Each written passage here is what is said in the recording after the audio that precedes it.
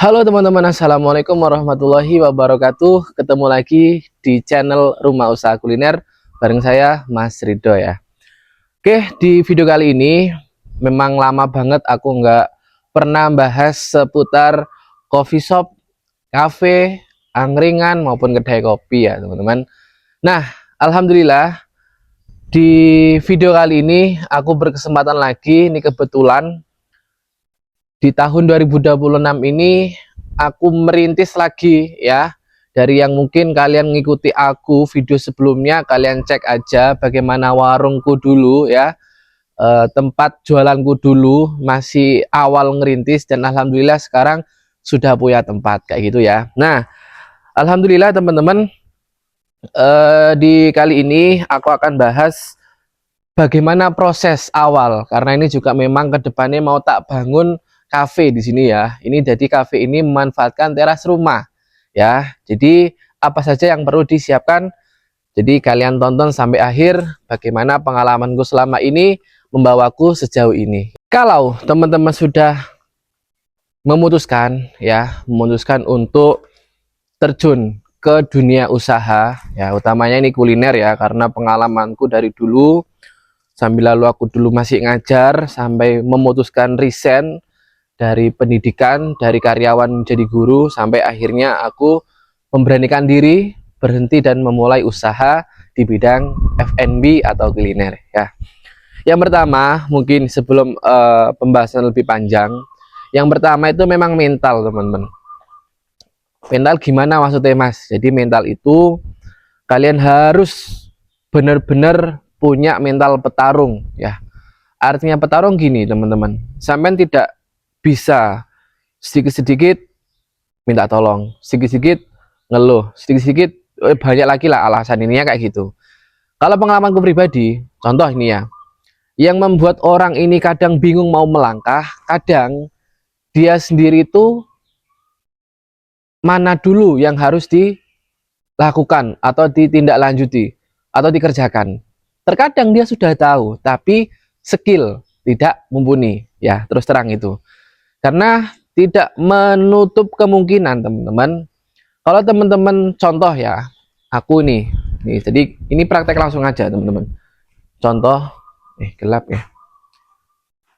Di video sebelumnya aku sudah sepil ya, kalian cek aja. Aku buat sendiri ini meja pelayanan atau meja kasir ini ya.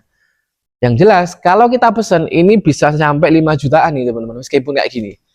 Tapi kalau kita bisa bikin sendiri, ya bisa mengurangi budget. Jadi teman-teman, kalau sampean sudah nemuin channel ini, yang namanya modal banyak, buka usaha harus punya modal sekian dan sebagainya, itu tidak harus di sini ya. Karena kita belajar dari pengalaman. Gitu teman-teman. Itu yang tak maksud dari mental petarung ya. Mas saya nggak bisa loh. Sama teman-teman, saya juga nggak bisa bikin awal. Tapi gimana caranya kita mau mencoba, tidak manja, sedikit-sedikit minta tolong tukang ya, bayar tukang dan sebagainya. Tuh. Karena tidak menutup kemungkinan kita kayak alat-alat nih, contoh ya. Ini meja gini ya, meja nanti dibuat makan, itu juga hal simpel bagi saya ini.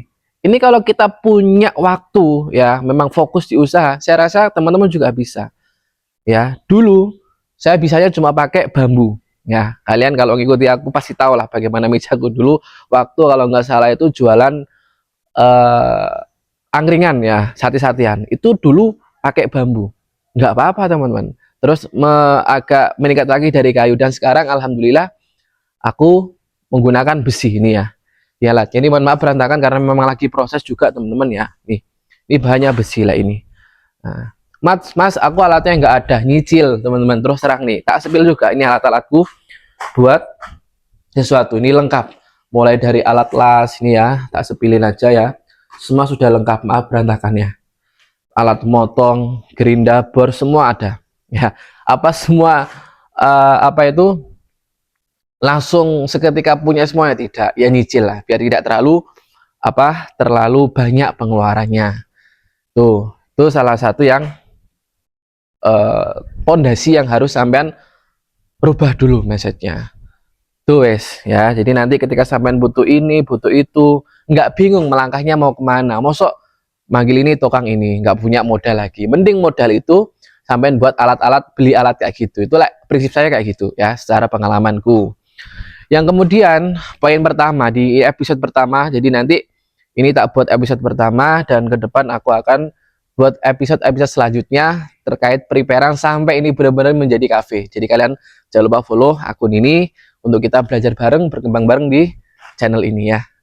Oke, jadi yang pertama, ketika sampai sudah punya mentality petarung, nah wes yang jelas kita memang apapun bentuk usahanya kita memang butuh tempat ya.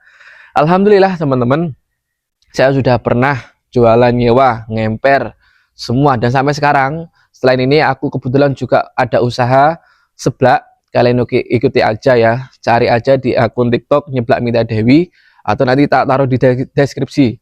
Kalian cek aja, itu usahaku yang memang yang bikin aku jarang upload. Alhamdulillah sekarang sudah punya 3 cabang. Alhamdulillah ya, itu dari berkat pengalaman-pengalaman sebelumnya ya. Jadi semua sudah tak lakoni, sudah tak lakukan ya. Dan alhamdulillah sekarang punya rezeki sampai beli lokasi yang sekiranya tidak nyewa tapi milik sendiri ya. Ini alhamdulillah memang nyari lahan yang lokasinya ini termasuk hidden gem. Karena kenapa alasanku itu milih hidden gem itu otomatis agak masuk ya. Tapi aku milihnya akses mobil ada nih, contoh. Ini parkir mobil aja masih ada jalan segini. Dan parkirannya di sini sangat luas nih ya. Tuh teman-teman. Nah, itu kalau jalan arah ke sana itu ya. Arah ke sana dan arah ke sana ya. Itu sudah mentok di sana. Jadi bisa buat parkiran juga. Nah, apalagi di sana itu sudah tidak ada akses lalu lalang. Ini tips kalau nyari kalian tempat sekiranya mungkin tidak di pinggir jalan. Nah, ini aku buktikan nantinya ya, sambil nanti ada transaksi jual belinya ya. Pelanggan datang bagaimana caranya, pokoknya tak spill di sini. Ini mulai dari nol ini ya, episode pertama. Nah, jadi poin pertama yang diperhatikan, milih tempat itu tidak harus ada di pinggir jalan. Karena kenapa? Di pinggir jalan itu jelas sewanya mahal. Aku punya outlet masih. Outlet itu yang terbesar harga sewanya di daerah Banyuwangi Kota. Ini karena saya juga di Banyuwangi ya. Itu yang cabang Banyuwangi Kota itu harganya minimal paling murah 25 juta ya.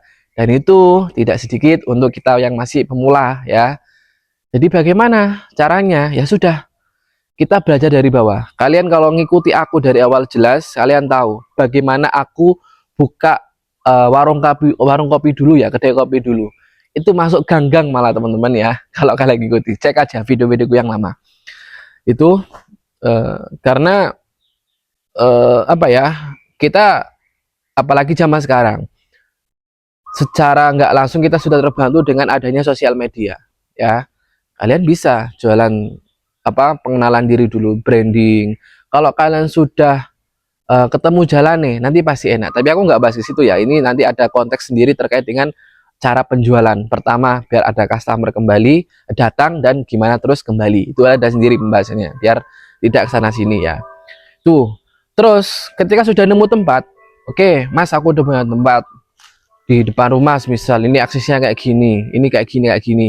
Kira-kira apa yang harus diperhatikan selanjutnya? Oke, tak sampaikan ya. Yang pertama, yang jelas mungkin ini konteks nyewa ya, nyewa maupun tempat sendiri. Sampai harus bisa memandang lokasi ini. Satu yang perlu dibutuhkan di usaha F&B atau kuliner, tempat pelayanan. Ada nggak? Bisa nggak dibuat? Itu sampai yang tahu loh ya. Jadi perhatikan dulu. Kira-kira cocok nggak tempat pelayanan ini? Ini yang pertama memang tak buat pelayanan dulu di kasir. Like saya ya. Karena desain nanti bisa menyesuaikan. Ini kebetulan ada space di sini, memang tak buat apa ya, alami banget. Dan ini nanti juga kemungkinan tak buat kayak aviari di situ ya, tapi belum selesai. Itu kemudian tempat makan ataupun tempat orang beristirahat untuk makan makanan yang sampean jual. Itu kira-kira ada nggak lokasinya? Jadi meskipun sampai nyewa di tempat, kalau tidak mumpuni itu semua ya jangan, karena kebutuhan F&B itu juga lumayan ya. Kemudian perhatikan lokasi kamar mandi. Kamar mandi sebenarnya nomor sekian, tapi nggak apa-apa, wis. Karena ini mengalir ya teman-teman ya, secara pengalaman pribadi soalnya. Jadi alhamdulillah untuk kamar mandi sudah tak siapkan di situ teman-teman. Nah itu ya, itu sudah kamar mandi. Jadi ketika sudah orang ini mau makan, itu sudah fasilitas yang harus dipenuhi sebenarnya. Tapi kamar mandi ini masih relatif sih teman-teman. Kalau kita pemula, kelas-kelas warung kopi ataupun kedai kopi mungkin masih dimaklumi lah ya. Tapi kalau sudah masuk ranah kafe itu memang wajib ada. Tapi yang paling urgent ini tempat masak ya. Jadi tempat masak itu memang harus dipertimbangkan. Ini beda ya teman-teman. Tempat kasir sama tempat masak itu beda. Ya, tapi kalau bisa merancang atau mendekorasikan ya nggak apa-apa juga sih ya. Yang penting jangan sampai terlihat kemproh itu kotor ya kelihatannya ya. Nah, kalau saya di sini kebetulan memang tak desain di sini itu nanti pelayannya di sini ya. Itu memang tak buat pintu samping sekaligus nanti dapurnya di situ nanti ya. Oke, itu untuk dapur. Kemudian nanti ada akses kalau sudah ranahnya ke kafe ini ya. Ini ada tempat cuci tangan nih, tak sepil juga. Di sini juga ada kamar mandi di sini. Kamar mandi? Keran air di sini ya. Nih, keran air juga ada di sini dan itu juga menjadi fasilitas yang harus ada ya, kayak gitu. Karena memang di usaha kuliner itu memang butuh banget yang namanya air ya, teman-teman. Terus ya kalau sudah ranahnya standar kafe itu memang lahan parkir ya. Seperti ini tadi, aku memang nyari yang benar-benar ada akses mobil dan mobil ini pun masih setengahnya itu sudah masih banyak di sini, jadi bisa meripit juga di sini ya. Ini yang harus kalian perhatikan terkait dengan fasilitas sebelum benar-benar menentukan tempat itu. Saya mau buat tempat di sini, kira-kira bisa nggak ya? Itu pikirkan itu aja wes, yang tak sampaikan barusan. Nah, kemudian keamanan bahan ya. Keamanan bahan itu terkait dengan setelah kita closingan ya, bahan ini ketika ditutup aman atau tidak, apakah harus antar jemput barang, itu juga nanti jadi kendala juga ya, meskipun nggak gitu teman-teman. Nah itu terkait dengan seputar tempat ya. Mungkin itu saja ya, dan akses-akses yang lain kayak wifi itu memang harus ada. Nanti ini perbaikan terkait dengan kelistrikan ya. Nah, itu pun bisa dipelajari teman-teman ya, masalah belajar gimana cara kita buat cop-copan, stop kontak semuanya. Itu alhamdulillah saya juga bisa karena belajar guys ya. Jadi nggak ada nggak mungkin. Makanya kenapa saya ngomong tadi di awal, yang pertama adalah mental petarung dulu ya. Jangan mudah menyerah, jangan mudah minta tolong sebelum kita benar-benar tidak ada waktu ya. Kalau saya tidak ada waktu, bukan nggak bisa ya, karena waktu saya juga sudah kebagi dengan F&B yang lain ya, usahaku yang lain juga. Seperti itu ya teman-teman, terkait dengan tempat. Tempat sudah ada, baru kita progres ke mungkin peralatan. Kita akan mungkin bahas di episode selanjutnya. Oke, semoga bermanfaat buat kalian yang mau memulai usaha kuliner ya. Ini jenis kafe, tapi ya nanti kalau ada teman-teman mau bahas seputar jualan yang lain, bingung bagaimana dan sebagainya, kalian bisa komen aja, atau enggak kalian cari aja TikTok akun usaha kuliner ya, rumah usaha kuliner ya di TikTok. Itu nanti saya bisa lebih intens lagi tanya jawab ataupun membantu teman-teman semuanya terkait kendala ataupun lain-lain ya. Oke, gitu saja, semoga bermanfaat. Sampai jumpa, see you next video, bye bye.